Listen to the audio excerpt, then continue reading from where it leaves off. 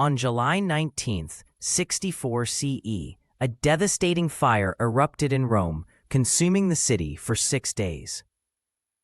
Ancient sources describe chaos as flames spread through narrow streets and wooden structures.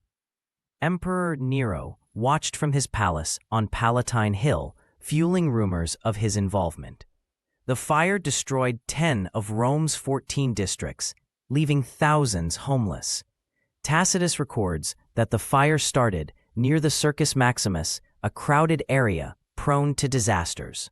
This catastrophe would forever stain Nero's legacy. Despite rumors, Nero organized relief efforts, opening his palaces to refugees and importing grain. However, his theatrical singing during the crisis raised suspicions.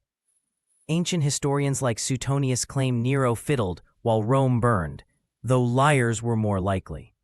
The emperor's unpopular land acquisitions before the fire added to public distrust. His actions, whether genuine or calculated, couldn't quell growing theories about his role in the disaster. As public anger grew, Nero blamed the mysterious Christian sect.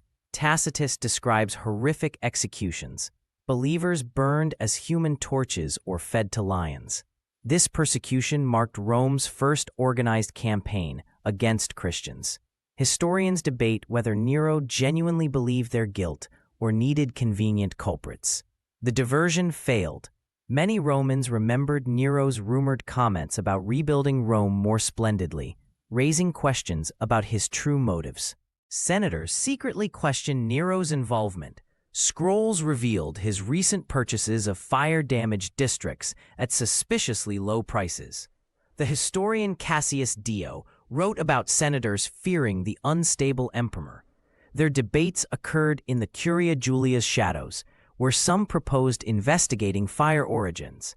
However, none dared accuse Nero directly.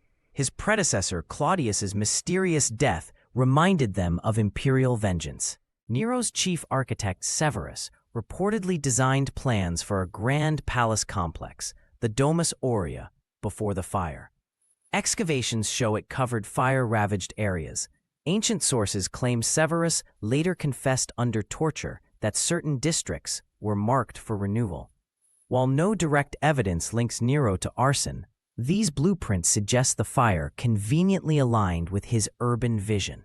The Domus Aurea's extravagant scale, complete with a colossal golden statue of Nero, fueled public outrage. Rome's vigiles, firefighters, discovered unusual burn patterns and clay jars of oil in multiple locations. As trained investigators, they recognized signs of coordinated arson.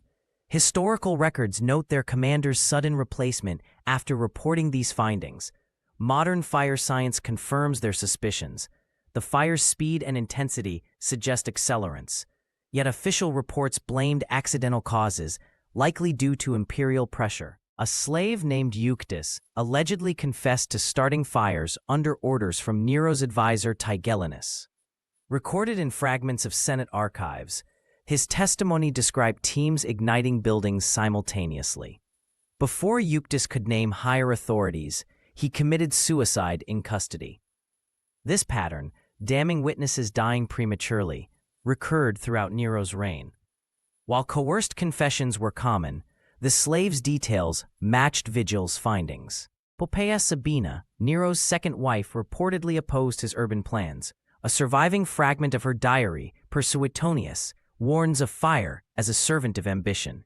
Shortly after the fire, Nero killed her during a pregnancy-related argument, or so the official story claimed. Coincidentally, her death removed a vocal critic. Modern historians speculate she knew too much, noting that other opponents also died mysteriously during this period. A Greek merchant's account, preserved in Alexandria's archives, revealed imperial agents stockpiling grain weeks before the fire.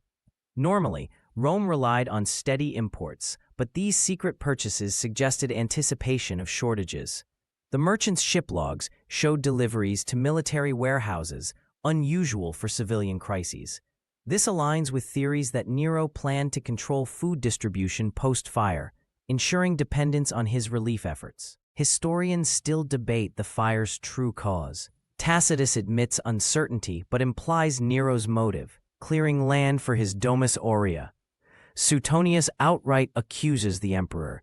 Modern scholars note Rome's vulnerability to accidental fires, yet Nero's suspicious actions overshadow this. Whether arsonist, opportunist, or unfairly maligned, Nero's name remains tied to the disaster. The fire's legacy endures as a warning about power unchecked by truth.